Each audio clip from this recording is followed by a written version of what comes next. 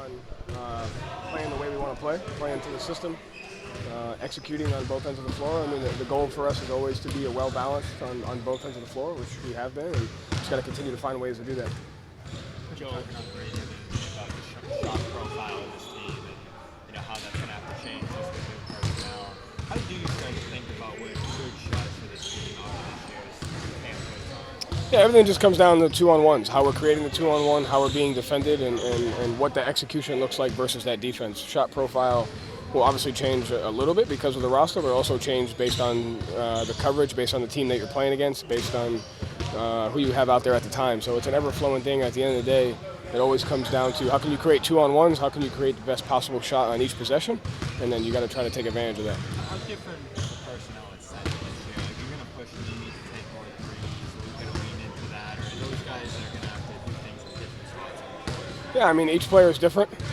They're different players than what Porzingis and Al have been, and you just have to be able to play to their strengths and be able to create 2-on-1s for us. So they got to know the coverage, they got to know situations, they got to be able to do that. They have to be able to be impactful on both ends of the floor. Does the term Mazzulla Ball, does that offend you, motivate you when you hear that? I don't really put too much thought into that. I mean, instead of we just find the 2-on-1. Most important thing is executing on both ends of the floor. But no, I don't pay too much attention to that. Can that evolve? Can Mazzulla Ball evolve into something? I mean, I hope it turns into Celtics basketball. I mean, at the end of the day, I'm not the one that's playing, I'm not shooting, I'm not doing anything. It's the players that are executing that, so it's really just Celtic basketball. I think, every year we look at the guys that we have on our team and we pinpoint what gives us the best chance to win, what gives us the best chance to execute on the offensive end, what gives us the best chance to win a 2-on-1. And so I'd like to look at it as Celtic basketball. I have absolutely nothing to do with most of that, so. It's a team effort, but like I said, we'll do whatever we got to do to win that particular night. Joe, going back to the defense, I've heard a lot of guys talk about, Anthony and Josh both said how they've learned new things since they've been here defensively than they've been here before. What's the process of teaching defense versus teaching offense, and how is that different? No, I think it's different because it's different sides of the ball, but it's the same. Like, you have to have a language, you have to have an understanding of the situation, you have to have an understanding of who you're guarding, you have to have spatial awareness to know who else is on the floor, what are the matchups, what's the coverage at that particular time, what's the angle of the screen. And so I think the same attention to detail that you put into the offensive end on screening, spacing, it's all the same defensively. And I think where the game is faster and all the players are good, that, defense just becomes just as much of a read as offense, to where one possession may be completely different than the next one, and you have to be ready to make that read and make that diagnosis in real time, right? And that's kind of where playing fast gets overused. It's not just running, it is playing fast to an extent, but it's also thinking fast, diagnosing the situation fast, reacting fast, making the best decision as fast as you can. So it's a holistic approach, and it's on both ends of the floor.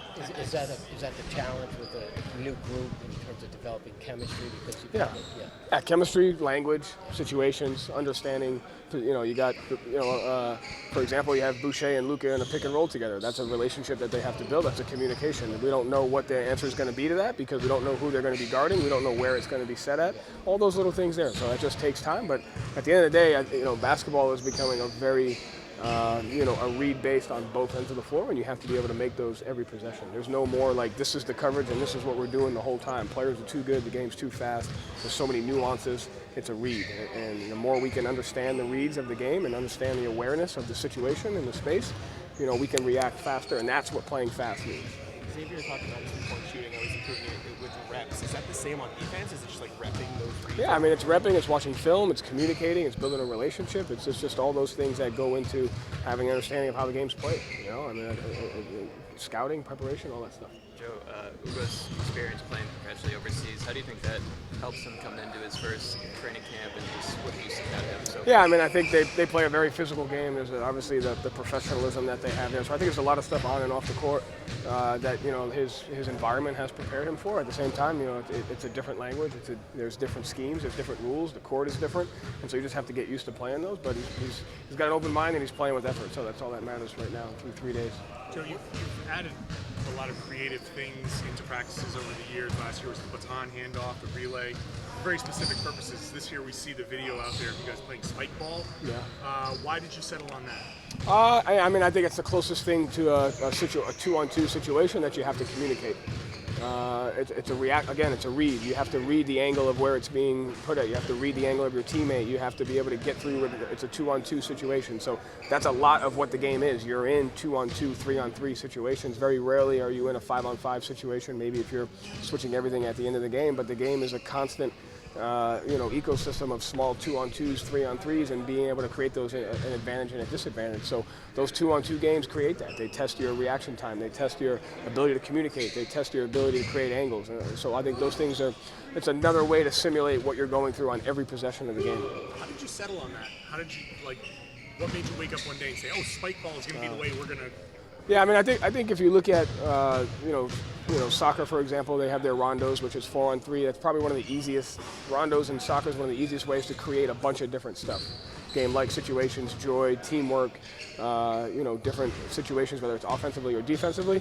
So you can't really do that because most of our guys are probably inept from a soccer standpoint. But I think spike ball is the next closest thing to a rondo-type situation that you could be able to do. So how many other ways we could test the communication and the reads of everything that's going on in the game, we try to find ways to do that. Did you assign the 2-on-2 teams, or did the guys just pick them? Our strength staff does a great job of helping come up with that. So they kind of take ownership of the warm-up stuff, and so they have a lot of other good ideas, and then they do a lot of the team stuff too. Because they're important because they see individual dynamics when there's 8 guys lifting in the weight room every day. So they have a good understanding of what interactions with the guys are, and who needs to be around each other, and who flocks to each other, and who that. So we rely on the strength staff a lot to kind of see what the dynamics of the team are when it's not just on the court, because I think that's important. What kind of rondo? Huh? What's a rondo? Yeah, look it up. what kind of interactions have you had with Bill Chisholm since he officially came on board, and what have you been able to learn about him and his group? Yeah, I mean, he's been great with his communication. I think he has a great balance of, obviously, he's the owner and his group is in here, and at the same time, it's a balance of this is how I want to go about do things versus if it's not broke, don't have to fix it. So I've seen great patience, I've seen humility, I've seen listening, and I've seen good conversations that we've been able to have about what we want to be, not just as a team, but as a company, as an organization, as a culture. Final question for Joe. Sam Cassell said yesterday he feels like this is one of the hardest training camps he's experienced in his entire NBA career. I know that's by design.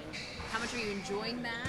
I don't really believe it. I think it's just everything's about, in this world today, is recency bias. I mean, every time it's this is the best ever. It's we don't remember what way we felt last year and 2 years ago and 3 years ago. So that's just a classic recency bias of whatever you're going through right now is either the biggest, the best, most important, hardest, easiest.